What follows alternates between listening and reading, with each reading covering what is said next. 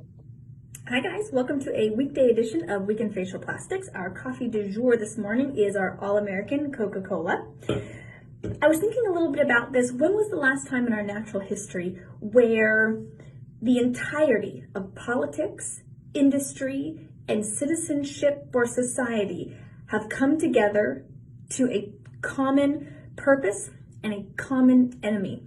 And the last time I can think about that was World War II. Now, what does World War II have to do with being in my bathroom this morning? Well, I've had a couple of people reach out to me to go over my 5-minute makeup routine that I use before running into the hospital. Couple of quick core steps, and that's all there is to it. What I've been doing, and I wanted to share this, it was a little bit coincidental.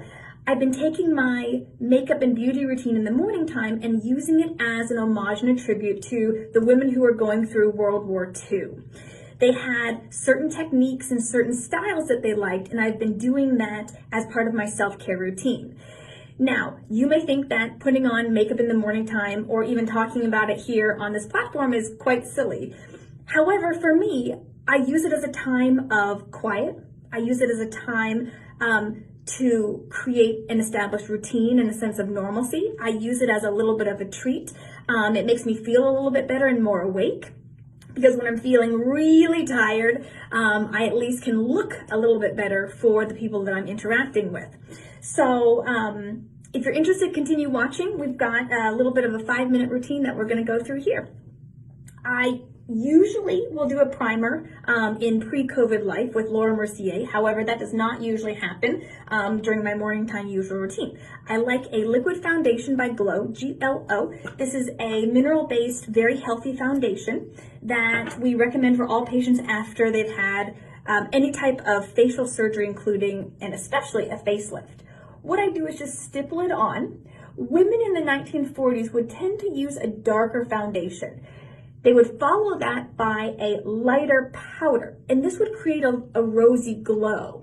Now, you can probably tell I have a lot of redness in my skin. I have big pores. I struggled terribly with acne when I was younger. I had to be on Accutane for it. So I like at least a medium coverage. Otherwise, I look like I'm blushing and flushed all day long. So a little bit of a liquid foundation, just stippled across and blended into the neck, evens that out for me. Similar to women in the 1940s, I like to follow that and set it with a brief foundation. Now, ideally, and if you've watched makeup tutorials on YouTube, it's best to let each step set. That is not happening in the morning time with me. So we're going to just move right along into a pressed powder, which can also be doubled on as a base if I happen to be running over my alarm. Now, step number 3 is eyebrow. I was one of those women in the 90s who overplucked their eyebrows. So in order to create a well-defined arched brow, I have to fill it in. Women in the 1940s would have thick eyebrows that were really well defined. My favorite thing to use is an eyeliner brush, essentially, and a powder. This is a nude set by Maybelline because it's the brown color that matches my eyebrows the best. I use little short strokes and just sort of fill in the areas that are sparse. Now, ironically, as everybody is experiencing this, the center that usually does my eyebrow care is closed, so I've been having to manage on my own and get to know my tweezers again. So that's basically all there is. I use a fluffy eyeshadow brush now to do some nude colors across the eyelids. Now, women in the 40s would do mostly neutral colors. So it would be creams, browns, and grays. So I do one of each. I start with a cream or sort of an egg white. I always make sure that I do a little bit right under the brow here. There is a fat pad that sits right under the tail of the brow called the brow pad, and it gives projection and definition to this area. So the reason that women put an iridescent or a light color right there is to simulate that projection, simulate that volume, simulate that youthfulness. So that's sort of the anatomy underlying that makeup tip.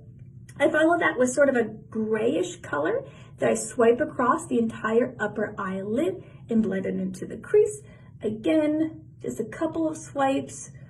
We're not putting on a ton of layers here. And then lastly, again, with the same fluffy brush, I use a little bit of a darker brown color and do a little V right in the corner there. It gives it just a little bit of definition. And again, 5-minute face. That's all there is to it. Next, I follow that with an eyeliner. I use a brown color. Women in the 40s would always do eyeliner to define the eyes. And you can bring it all the way to the crease, all the way to the inner corner, the outer corner. I just put it on the outside. It opens up my eyes a little bit. Again, all of these techniques are designed to like look a little bit brighter and refreshed and more awake when you have been up all night long. Next, we're going to do my favorite step, which is eyelashes. My favorite drugstore brand is L'Oreal. Their Luminous Mascara and their Liquid Eyeliner, which I'm not using that very much these days. I don't know when the eye curler was invented. If anybody knows, please comment below. But I always use that. I used to be super heavy into doing the individual eyelashes, but I found that with just, for whatever reason, the placement, removal tended to deplete my natural eyelashes, so I stopped doing them because I was afraid about losing all of my eyelashes. So now I just do a thick mascara with a little bit of a curl, and that's sort of all there is to it. Now, I'll always do a little bit of a blush, and you may ask, well, if you're wearing a mask all day, why are you doing a blush?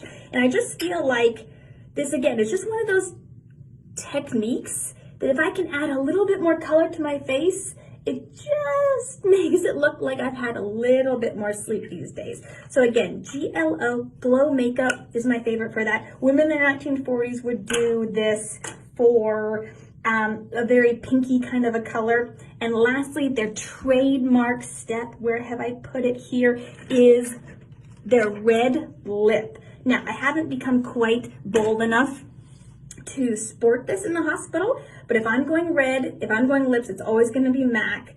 Mangrove and Cherry are my favorites for a bold red lip.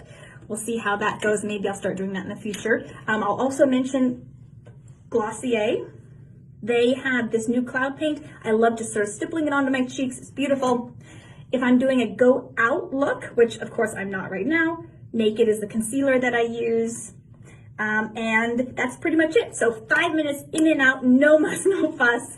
But again, like, it's an opportunity to go over some self-reflections. It's an opportunity to go over some gratitudes. I have a gratitude list that I list out every single day. And I can sort of set my mind and create an air of positivity, normalcy, positivity for starting out the day. And that's how I tie in my self-care with my makeup routine. So if you guys have any more questions about content, I'll be putting together a skincare post with some of my favorites and how I'm incorporating in some new drugstore brands now that some of our favorite stores are closed. So just let me know if you have any questions. Bye, guys.